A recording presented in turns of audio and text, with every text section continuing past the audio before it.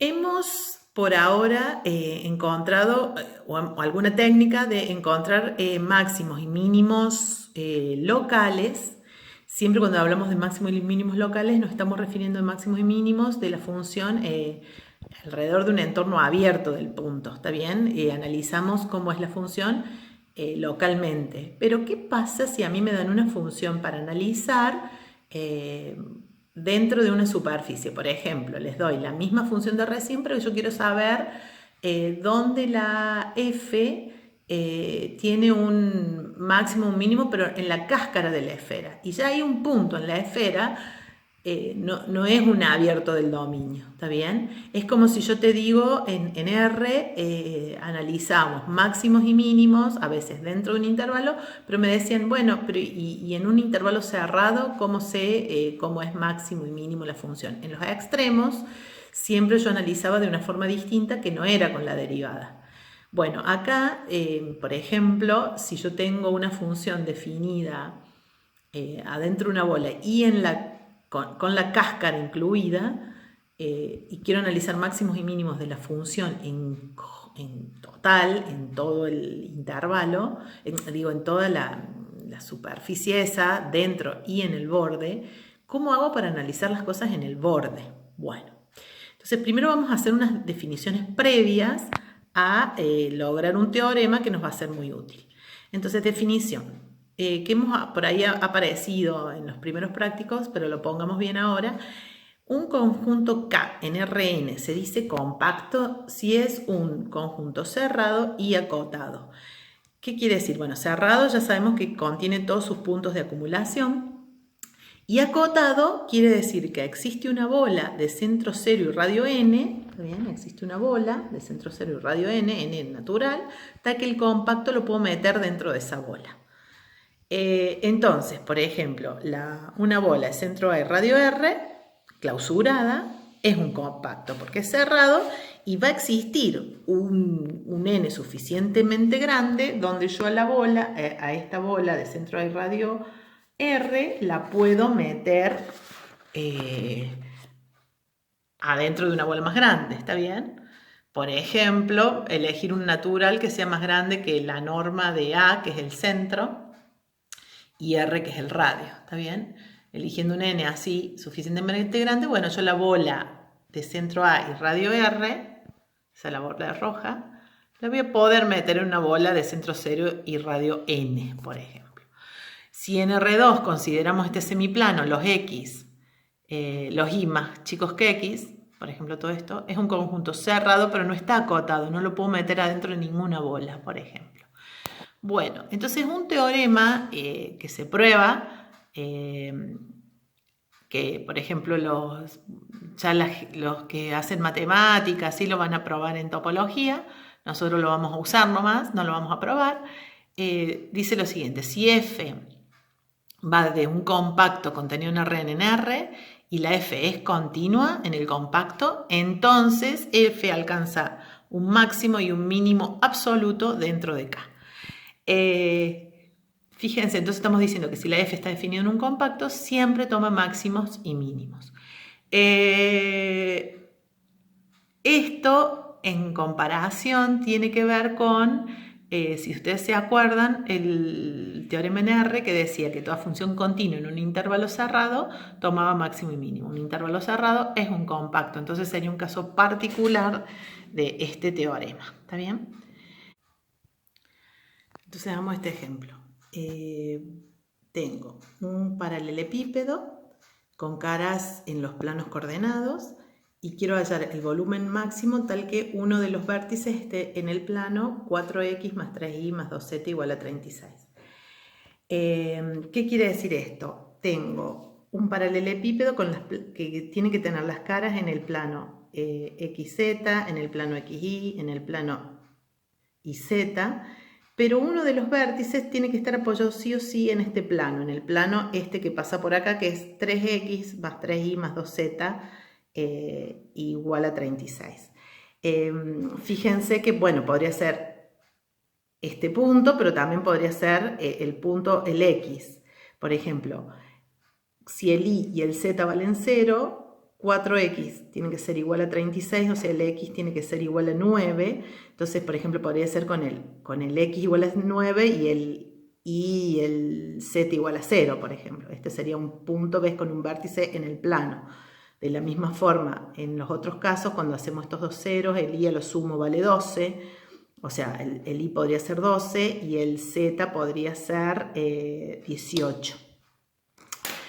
Entonces, lo que estamos diciendo es, busco un paralelepípedo de volumen máximo donde el x, el y y el z se muevan entre 0 y 9, 0 y 12 y el z entre 0 y 18. Fíjense que si yo pido esto, estoy diciendo, y el volumen, ¿qué función sería el volumen? El volumen sería, la función que quiero buscar el máximo, es la función que sea de variables, o sea, la función x por y por z, ese es el volumen. Donde el x se va a mover, el x, el y y el z se mueven en ese rango. Entonces, estoy en un compacto, esta función es una función continua, y entonces yo sé que va a tomar un máximo y un mínimo. El mínimo más vale que va a ser, como el volumen es mayor o igual que 0, y el mínimo va a ser cuando alguno de los x, y o z valga 0. Entonces, si alguno de esos x, y o z vale 0, o sea, en el hecho de que esté, por ejemplo, acá el x valga 9, estoy diciendo y o z valen 0, más vale que tiene volumen 0, o directamente que alguna de estas coordenadas sea 0, más vale que el volumen va a ser 0 y va a ser un mínimo. Entonces busquemos dónde se da el máximo. Entonces fíjense que acá el volumen, x y z, el z yo lo puedo despejar, ¿está bien? Porque estoy diciendo que satisfacen, x y z satisfacen esta ecuación. Entonces despejo el z, tiene esta forma, y al reemplazarlo, el volumen con el z de esa forma, entonces fíjense cómo me queda. Me va a quedar una función de dos variables, las variables x, y, donde me va a quedar x por y, por el z que es 36 menos 4x menos 3y, y reemplazando me queda 36x por y, menos 4x cuadrado por y, menos 3x por y cuadrado. Donde el x y el y ahora se van a mover nada más en el 0,9 y 0,12. Los bordes no los tengo que analizar porque el hecho de que el x vale 0 o el x vale 9, el y vale 0 y el y vale 12, son lugares donde la función el volumen se me hace 0, así que lo que tengo que analizar es esta función donde tiene un máximo, un mínimo. Tengo que analizar esta función de donde tiene un máximo, un mínimo, pero en el intervalo abierto, o sea, o en el rectangulito abierto, x mayor a estricto que 0, menor que 9, y el y mayor que 0, menor que 12. Entonces, ¿cómo lo hacemos? Calculando el gradiente. O sea, estamos ya en un abierto y lo hacemos como hicimos en los casos anteriores. Entonces, el gradiente de esta función es, derivando, me quedó 36y menos 8y por x menos 3y cuadrado, 36x menos 4x cuadrado menos 6xy. Entonces planteo esto igual a 0, saco factor común en la primer coordenada y en la segunda x, entonces que esto sea 0 es que el y vale 0 o todo esto es 0, o el x vale 0 o todo esto es 0. Los casos x igual a 0 igual a 0 no se consideran porque son los casos con volumen 0, entonces tengo que analizar estos casos igual a 0. Y bueno, ahora acá me queda un sistema lineal de dos ecuaciones con dos incógnitas, y al resolverlo veo que tiene una única solución no trivial, que es cuando x vale 3 y el y vale 4. Entonces, ¿cómo justifico que esto es un máximo? O sea, lo único que sé por ahora es que esto es un punto crítico. Para justificar que es un máximo, hago el hessiano. Entonces calculo la derivada segunda de esta respecto de x, de esta respecto de y, después de esta respecto de y y esta respecto de z, y me quedó esta matriz. Y al evaluar el hessiano en el 3, 4, me quedó esta matriz, que cuando hago el determinante de esta me da 512, que es positivo, y este lugar, como es un número negativo, me da me va a decir que la matriz hessiana es definida negativa, por lo tanto tiene un máximo. Entonces ahí encontré en qué puntos para x igual a 3, y igual a 4 y el z sería, tengo que ponerlo en este lugar, este es el z, 36 menos 4x menos 3y, reemplazo el x y el y, entonces en ese punto es donde la función toma un máximo bajo esas condiciones. Bueno, entonces acá lo que nos hemos dado cuenta es que por ahí podemos despejar una de las variables y meterlo en la función para que nos quede una función definida a lo mejor en un abierto y así poder usar lo que ya sabemos de antes. Hay un teorema que se llama el teorema de los multiplicadores de Lagrange que nos permite resolver todo esto de una forma un poco más general. Entonces, este teorema está definido de manera de nuevo y general y nosotros lo vamos a probar en un caso particular como para justificar bien y hacer por lo menos algún tipo de prueba. Entonces el teorema de los multiplicadores de Lagrange dice lo siguiente. Si es para aplicar a una f de Rn en R diferenciable, yo quiero encontrar máximos y mínimos de la f restringida a una superficie S, donde en principio la superficie S no va a venir dada por una única condición, sino por varias condiciones. ¿Está bien? Entonces veamos qué dice el teorema de los multiplicadores de Lagrange. Sea f una función diferenciable de Rn en R, tengo una función que sale de Rn y llega a Rm, G, de clase C1, y tal que pensemos en la S así, los P en Rn, tal que G1 de P igual a 0, Gm de P igual a 0. O sea, la superficie viene dada por varias condiciones. Y para que esto me defina una superficie, lo que hay que pedir es que el gradiente de la función g, o el gradiente de la g1 y el gradiente de la gm, sean vectores linealmente independientes. Eso me va a asegurar que en el punto P la S es una superficie. Pero bueno, entonces eso le vamos a pedir, que el gradiente G1 en P, el gradiente Gm en P sean linealmente independientes. Entonces, acá viene el teorema.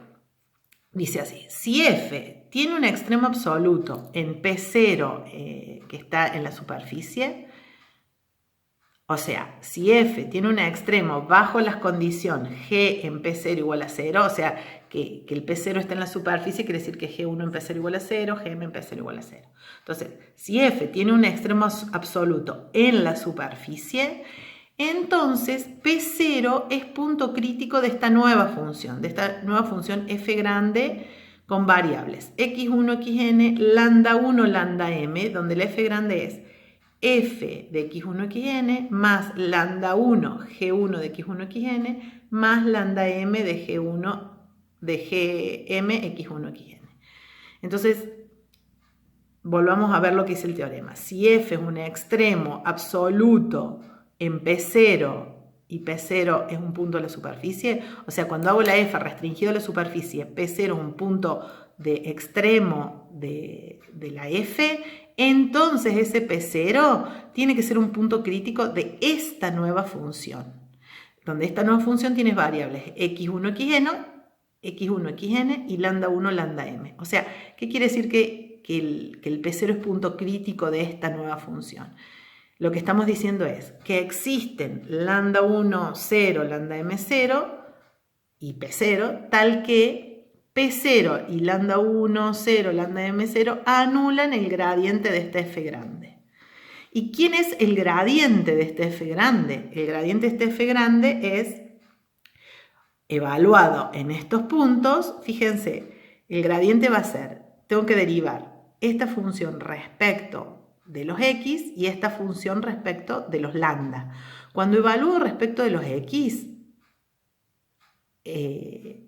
me va a quedar, o sea, la derivada de la f respecto a x1 más lambda 1 derivada de la g respecto a x1 más lambda m derivada de la gm respecto de x1 y después así, respecto a x2, la derivada del f respecto a x2 más lambda 1 derivada de la g1 respecto de x2 y así.